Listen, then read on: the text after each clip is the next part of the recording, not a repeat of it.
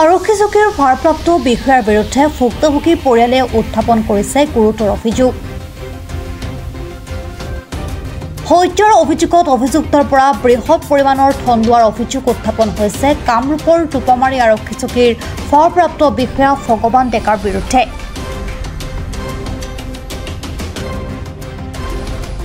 দালালৰ জৰিয়তে হত্যাৰ অভিযোগত অভিযুক্তৰ পৰা বৃহৎ পৰিমাণৰ ধন লোৱাৰ অভিযোগ উত্থাপন কৰিছে ভুক্তভোগী পৰিয়ালৰ লোকে।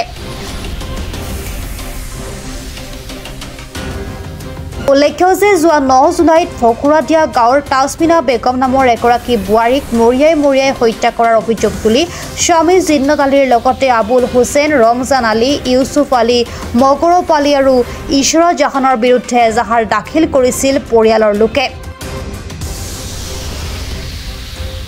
একাংশ দালালৰ জৰিয়তে জিন্নত আলীয়ে আত্মসমৰ্পণ কৰে যদিও বাকী অভিযুক্তসকলৰ পৰা মোটা অংকৰ ধন লৈ আৰক্ষীয়ে কোনো পদক্ষেপ গ্ৰহণ নকৰাৰ অভিযোগ উঠিছে।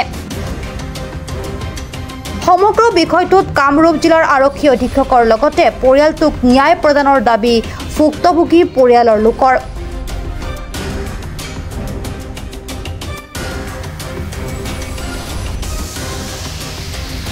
ঘটনাক লৈ কি ক'ব? তখনতে যোৱা 9 জুলাই নিশা আমাৰ খুৰাৰ ছোৱালী মানে হত্যা কৰিছিল। আমি 11 জুলাইত এফআইআৰখন দিলোঁ। দিয়াৰ পিছত এটা আসামী কেৱল মানে ধৰা নাই, মানে আত্মসমৰ্পণ কৰিছে দালালৰ সহযোগত। বাকী কালফিটবিলাকক এতিয়ালৈকে এৰেষ্ট কৰা নাই। গতিকে আমাৰ এইটো সন্দেহ হয় এই কালফিটবিলাকৰ পৰা বৃহৎ পৰিমাণৰ ধন লৈ এই কালফিটবিলাকক মুকলি আকাশৰ তলত ঘূৰিবলৈ সাহস দি আছে। গতিকে এই কালফিটবিলাকৰ মানুহবিলাক থানাত অলিগলি দিনে ৰাতি মানে থানাত থাকে। গতিকে আমি যেতিয়া আমাৰ খুৰাক লৈ যাওঁ, আমাক ধাবি ধমকি দি থাকে। কোন থানা? নগৰবা এলেকাধীন টোপামাৰী থানা, আইচিৰ নাম ভগৱান ডেকা। আচ্ছা।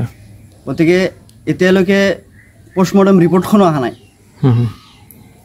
আপোনালোকে কেইজনৰ বিৰুদ্ধে এফআইআৰ কৰিছিল? 6 জনৰ বিৰুদ্ধে এফআইআৰ কৰিছিলোঁ। আচ্ছা, বাকী এজন আত্মসমৰ্পণ কৰিছে। তাৰপিছত বাকী আসামীবিলাক এতিয়ালৈকে ধৰা নাই।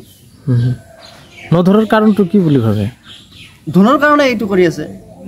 মানে আমি সন্দেহ কৰি আছোঁ যে ভগৱান ডেকাই বৃহৎ পৰিমাণে এটা ধন লৈছে। আচ্ছা। লৈ কেনে এই আসামীবিলাকক মুকলি আকাশৰ তলত ঘূৰিবলৈ মানে সাহস দি আছে। গতিকে আমি কামৰূপ জিলাৰ SP মহোদয়ক কৰজৰে অনুৰোধ জনাম যাতে এই কেছটো চাই চিন্তি আকৌ মানে তদন্ত কৰিব লাগে আৰু এই ভগৱান ডেকাক অতি সোনকালে ব্যৱস্থা গ্ৰহণ কৰিব লাগে। আমি দুখীয়া মানুহ, সেইকাৰণে কি আমাৰ এই কেছটো এনেকুৱা হৈ ৰৈছে, তদন্ত নকৰি মানে থানাতেই বহি থাকে। আমি যাৱাৰ পিছত মানে খালি কৈ দিয়ে আৰু দাবী ধমকি দি দিয়ে। আমি ইমানখিনি বুজিও নাপায়। চাওক আমাৰ এই খুৰাৰ ঘৰ, খুৰা গাড়ী চালায়, মানে ইমান কথাও বুজি নাপায়। গতিকে আমি অনুৰোধ জনাম যে এই কেছটো যাতে অতি সোনকালে এই কালফিটবিলাকক ধৰি জেললৈ প্ৰেৰণ কৰিব লাগে।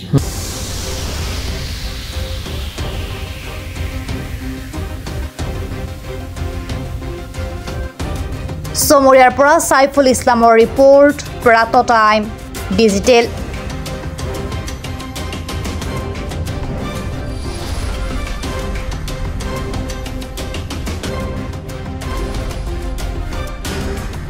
অসমৰ সংবাদ জগতখনৰ বাবে এক সুখৰ খবৰ। আপোচবিহীন ৰাইজৰ কণ্ঠ সাপ্তাহিক কবচ পুনৰ এবাৰ অসমৰ ৰাইজৰ মাজলৈ। স্বত্বাধিকাৰী প্ৰণীতা কলিতাৰ দ্বাৰা প্ৰকাশিত আৰু আপোচবিহীন একাংশ নপুৰণি অভিজ্ঞতাপুষ্ট সাংবাদিকৰ দ্বাৰা প্ৰচাৰিত তথা eco printing press, Guwahati Katabari গড়চুকত মুদ্ৰিত সাপ্তাহিক কবচ এতিয়া অসমৰ বিভিন্ন প্ৰান্তত উপলব্ধ। আমাৰ ঠিকনা মুখ্য কাৰ্যালয় অসম ফৰেষ্ট স্কুল, হৰি মন্দিৰ পথ, গুৱাহাটী আৰু উপ কাৰ্যালয় Kalita market, Bijoynagar, Kamrup, Assam. Mobile number হৈছে 9435114666 70024728113। আমাৰ ইমেইল ID হৈছে kobos2025@gmail.com।